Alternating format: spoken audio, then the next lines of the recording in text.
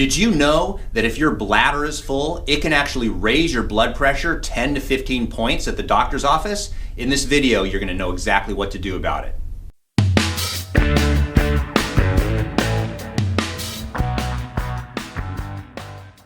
My name is Dr. Story. I've been a chiropractor for over 23 years. I'm going to give you some realistic advice based on my experience. Research has shown that if your bladder is full at the doctor's office, your systolic blood pressure can actually raise 10 to 15 points. Whoa, that's amazing. The problem with that is you can actually have low blood pressure or normal blood pressure, and simply because your bladder is full, you actually now have it raised 15 points. Imagine having a blood pressure of 120 over 80, and just because your bladder is full, now at the doctor's office it's 135 over 80. The doctor's going to think you have hypertension and want to probably prescribe medication. So the key to this is obvious. Empty the bladder before you go into the doctor's office. Now here's the thing we should be thinking about. If you have true hypertension, if you have a disease process, shouldn't that disease process exist whether your bladder is full or not?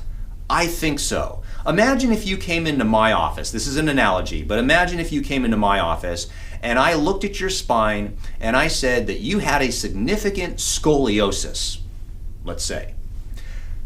What if you could simply go empty your bladder, come back into my office, and that scoliosis is gone? You see where I'm going with this? This is wrong. Scoliosis is a disease process that should exist whether you have a bladder full or not.